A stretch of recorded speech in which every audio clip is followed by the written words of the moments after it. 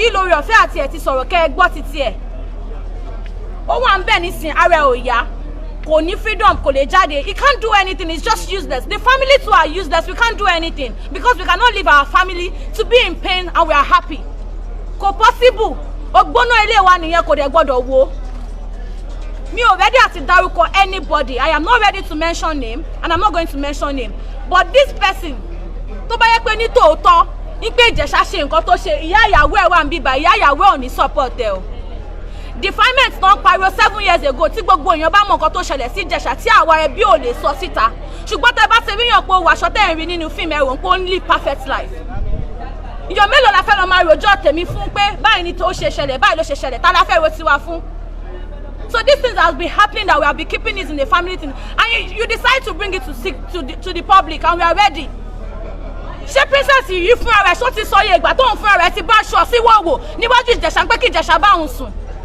torí pé Ìjẹ̀ṣà dáadáa ò lè jà ṣùgbọ́n olóàbúrò tó gbójúlé o ó ní òye ìgbà tí princess yìí fún ara ẹ̀ tó máa pe Ìjẹ̀ṣà pé ẹ níbo ló wà mo sí ọbẹ̀ ọ̀fadà tán baálé ilé tó níyàwó káṣí ẹ̀gbá tó yàwó òsì Nàìjíríà ó dẹ̀ mọ̀ pé yàwó ẹ̀ wà ń bẹ̀ ó ní àbúrò ó lẹ́gbọ̀n.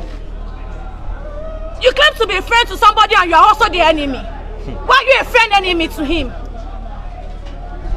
You said this person is your friend. You said you helped him. You said you this. Nígbà tí Ìjẹ̀ṣà lọ ṣe WAEC, ṣó mọ bí sí Ìjẹ̀ṣà ti ṣe WAEC.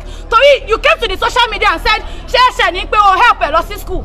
When Ìjẹ̀ṣà did WAEC, I drove him down to where he did his WAEC in Ikorodu. And you are claiming as if Ìjẹ̀ṣà depend on you. Please, I am begging the social media. I am begging the entire Nigeria. I am begging the government. Gbogbo ìjọba ni mo bẹ̀. Kọjọ kí wọ́n jẹ́ ká fi ọwọ́ ká fi wo kíní ìdára ká farabalẹ̀ ká wo ẹ̀ṣẹ̀ yìí pé Ìjẹ̀ṣà kò lọ́wọ́ kò lẹ́sẹ̀ ní nǹkan tó fi ṣe. Okay, when you Bayomi said earlier, when you call somebody a pedophile, you should understand pé ẹni yìí ọmọ kékeré nìkan ló máa interest ẹ̀. Yes. Not àgbàlagbà. I have lived with him all my life. Kò dẹ̀ fọwọ́ kàn mí rí. At least I'm a distant family to him. He could say we are not born of the same father and the same mother and he should abuse me. Yeah. But he never did so. He made me who I am today. I am who I am because of God and because of him. So tó bá yẹ pé yàn tó ń bá ọmọ kékeré sùn ni àbí nǹkan ṣe kíní kan a ti máa gbọ́ ìròyìn ẹ̀. But torí pé wájú kíkẹ́ wọ́n fẹ́ dún ẹ̀wọ́n fẹ́ tarnish image ẹ̀. Ṣé ti bá Ìjẹ̀ṣà sọ̀rọ̀ báwo ni wọ́n ṣe ń tọ́jú wọn sí níbi tí wọ́n fi wọ́n sí láàmú? Kò síyàn tí ó ní ìtọ́jú nínú àhámọ́ torí kò ń ṣe lè bàbá ẹ̀ kò dé ṣe lé ẹ̀. Kò síyàn tó máa tì mọ́nú ilé tínú ẹ̀ máa dùn abọ́sibọ́sí pé kò rí ta kò rọrùn kò rí anything ó kàn ń gbé bí ẹranko tó fi ajá gan tíyàn bá tọ́jú ajá sínú cage tó bá tó time kan yàn á free ẹ̀ pé ó yá ṣeré play around not to talk of a human being who has the right to freedom. You said something the other time that even Princess herself at numerous times has... Yes, and I will say it even to her front. Okay, tell numerous times she has opened, she has off herself. Princess herself, as Princess Adebisi, the comedian, you know, has off her clothes that Ìjẹ̀ṣà to have sex with her. So because you said Ìjẹ̀ṣà refused you because he's a married man, you now said you are going to show him. The other day, lọ́jọ́ náà, Yorùbá ló fi sọ, màá fi ayé wọn ẹ̀, ṣe bó ti fa ayé wọn sí. Kóhun náà kó má kú mọ́. Òun fún ara ẹ̀ náà tó lóun fẹ́ fayé wọn sí kóhun náà má kú mọ́. Ṣùgbọ́n àtìyàn tó jẹ́ àtìyàn tí ò mọ̀ nípa ẹ̀ Ọlọ́run má jẹ́ kẹ́ lòmíì kó sán ìkọ̀kọ̀ gbọ́dọ̀ ṣe láre ìkọ̀kọ̀ gbọ́dọ̀ ṣe Ìjẹ̀ṣà torí gbogbo eré tí wọ́n sá wọ́n grant ẹ̀ bẹ́ẹ̀ ẹ̀ jẹ́ kó rí àyè jáde. Ìgbésẹ̀ wo ni ó kàn tẹ́ fẹ́ gbé pẹ̀lú ìtìlẹ́jọ́? Kò sí ìgbésẹ̀ kankan tá a fẹ́ gbé jù ni pé kí àwọn ìjọba kí wọ́n fi ojú ṣùnùkù wo ọ̀rọ̀ yìí kí wọ́n dẹ̀ dá ẹjọ́ tó yẹ àti tó péye kí wọ́n gbọ́ lẹ́nu ọ̀tún kọ́ gbọ́ lẹ́nu òsì torí láti oṣù méjì tí nǹkan yìí ti ṣẹlẹ̀ kò síyàn tó gbọ́ ha lẹ́nu ọmọ lẹ́nu ìyàn tí nǹkan ṣẹlẹ̀ sí ọmọ tí adé ń sọ yìí náà fẹnu ara ẹ̀ sọ wípé Ìjẹ̀ṣà ò bá òun sùn kílẹ̀tà wá ń dì í mú. Please, your name once again, please. My name is Ewatomilola. All right, thank you for having me. Thank you to the media. We thank you for standing by the rule of law. Thank you for doing this for democracy. My opinion has always been that justice can never be served if there is no fair hearing. Fair hearing is crucial to justice. And of course, there is no way you abuse somebody's rights, you deny fair hearing, and you want to now mete out justice, it will be injustice at the end of the day. And there are so many things that I want the media and the entire world to put into consideration. My standpoint has always been that, number one, everybody deserves to be heard, and the rule of law is not for just victims. The rule of law is for victim, is for the suspect, is for the judge, is for the police, is for the public. Those are the angles that rule of law is. And it's so appalling and it's so scary that the Nigerian society, particularly young generation that we have now, majority assume that whenever anybody is accused of any crime, you're already condemned. And the fact that irrespective of the evidences, that you don't deserve to be heard. Look at it now. This is a country that in 2021, an individual has been accused of a crime. It is over 2 months we have not heard from him. He's been in detention. In a situation whereby you look at it, what will happen if eventually he is now innocent? Who will pay for the damages? Is it the kind of police that we have that we hardly say sorry? Even if the court says go and say sorry, do this, would they do it? Are we grown up enough? And then you now consider the fact that will you allow that to be done to your father, to your son, to your brother? I am not in support of what he's been accused of. And that is another bone of contention. A lot of people, particularly those you assume are intelligent, are educated, they actually do not understand that there is no way we can achieve peace without protection of human rights. Evil people, before they commit evil against the other person, if they don't put human rights into consideration, they will have their field day. And that is why you see that when we travel abroad, we enjoy peace, we go on our way. There are so many races that doesn't like us, that doesn't like me if I travel abroad. And they could easily accuse me of any crime. But they know basically that the law of their country will not favor them because they are citizens and I'm an outsider. Whatever they do against me, they get punished. And they will still allow me fair hearing. But in my own country, I will be treated like an animal. And so everybody is quiet. Even when he was accused, the police actually they are allowed to do the investigation. I was also patient with the police. Like, go ahead and do your investigation. I want to know. I went to meet this man. I said, did you commit this crime? He said, okay, fine. Since I cannot see what is being taken as evidence against you, I will allow to see. I am interested in protection of that young girl. Every minor must be protected. No child should be abused. And of course, we also understand that it is a domestic issue. It must be established genuinely. And the only place it can be established is the court of law.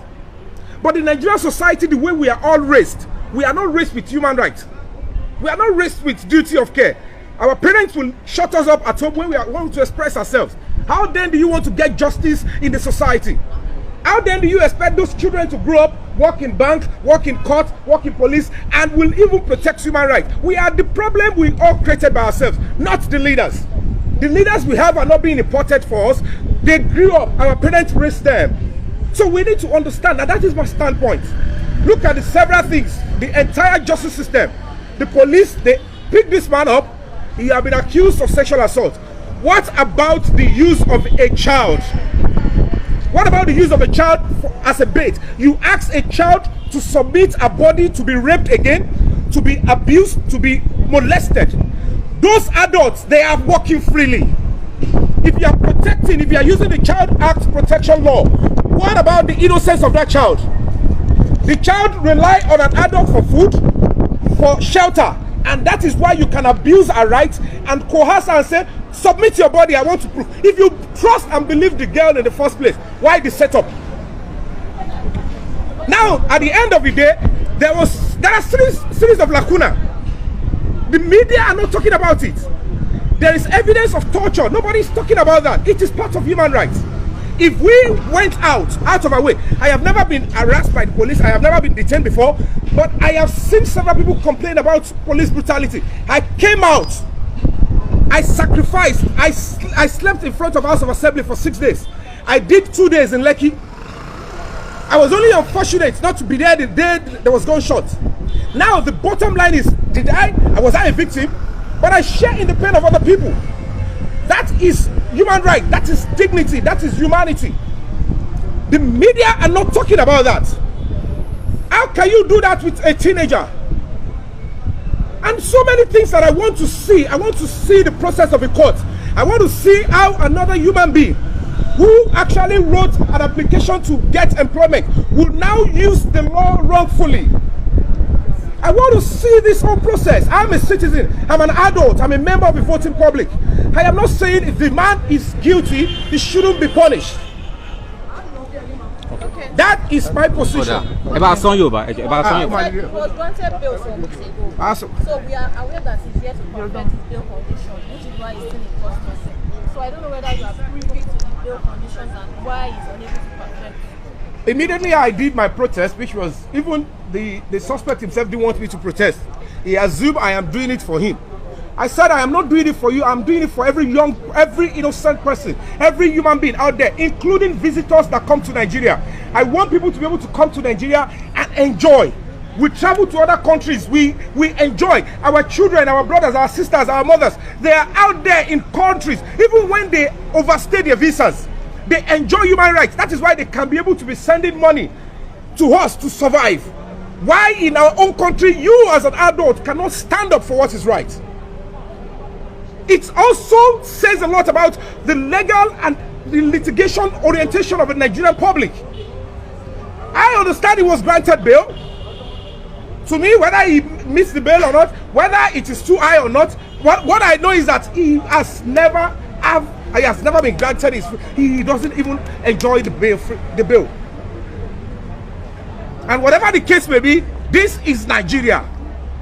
My own is, you all can support that he should be held in detention for as long as you want. I will continue to say, kill me after, do whatever you want to do. Abuse of human rights will continue to abhor discord. That is why another set of people will stand up and say, we are herdsmen and we will kill, we will kidnap anybody and nothing is being done. You can't get justice if you are supporting injustice of other people. You will continue. Online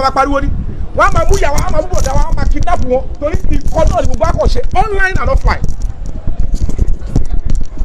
Ẹ bá sọ Yorùbá ní ṣókí. Ẹ bèrè question ni kó lè wá. Ó dà kí ló gbé yín wá sílé ẹjọ́ lónìí. Àbá ṣe àpá ṣe wẹ̀ ní ohun tó gbé mi wá ojú wípé wọ́n ní ìdálù òun níṣèlú.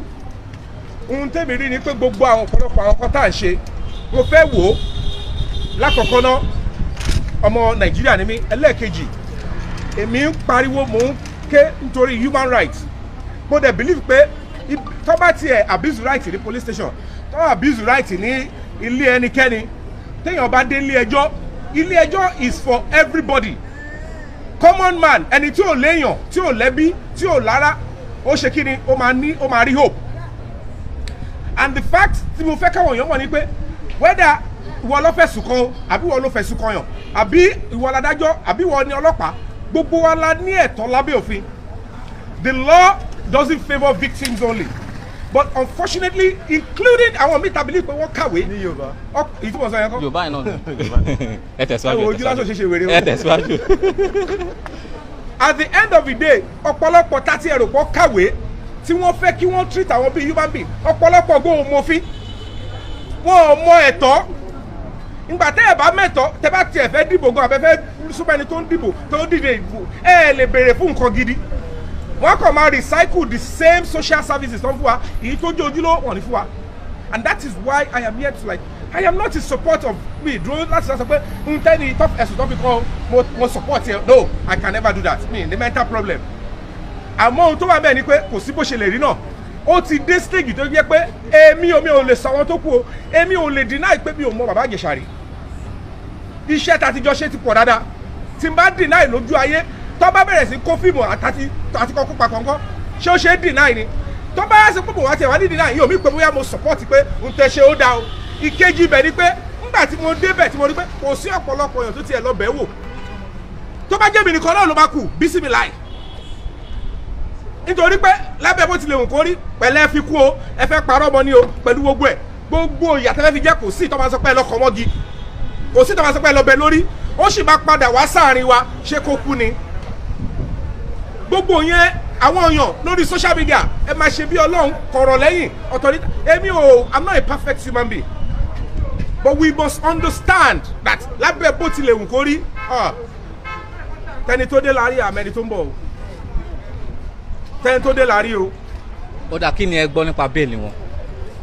Ohun tí mo gbọ́ ni pé gbà tí wọ́n fún wọn ní bẹ́ẹ̀lì tèmi rí pé personally mo kọ lẹ́tà sí gómìnà Èkó wípé bó tiẹ̀ jẹ́ pé wọ́n ti abuse right ẹ̀ fẹ̀kọ̀ tẹ́lẹ̀ wọ́n sì máa san gbèsè yẹn later torí ó ti lò bí almost ọ̀sẹ̀ mẹ́ta kó tó di pé ìjọba Èkó adájọ́ ṣẹ̀ fún ní bail a máa yìí máa sọ yẹn later at the end of the day lẹ́yìn tó tún fún ní bail wọ́n gbìyànjú wọ́n mú level 16 wọ́n náà kọ́ fún level 10 wọ́n náà tún change ẹ̀ èmi ti rò pé àtẹ̀mí ti ṣe yẹn mi ti lọ́ ń bá ṣe tèmi lọ mo kàn déédéé gbọ́ ni pé ó sì wà ń bẹ̀ mo ní Yọ̀mí mo ti wà lọ́sítù mo sick o mo fẹ́ ra oògùn ó ní kí n send owó sóhun mo ṣẹ̀ send owó oògùn mo ní ẹ ṣì wà ń bẹ̀ ní olóhùn ṣì wà ń bẹ̀ o pé bẹ́ẹ̀lì yẹn o tó bá ti débì kan ó forí ṣọpọ́n mo ní èmi ò ẹ má takò ẹni ẹ má tiẹ̀ dárúkọ anybody ẹ ṣáà kàn ní sùúrù ẹ̀yin ni kẹ́ hold on ẹ má jẹ́ kẹ́mi yín jábọ́ o tẹ́ ẹ bá wà láyé lẹ lè jẹ sọ pé bóyá ẹjà rẹ jẹ̀bi o tẹ́ ẹ bá kú sí police cell wọ́n á kàn gbàgbé yín ni o ẹ ṣáà máa ṣọkàn ọkùnrin ẹ má kú o táìsàn tí kú yẹn bá dé ẹbẹ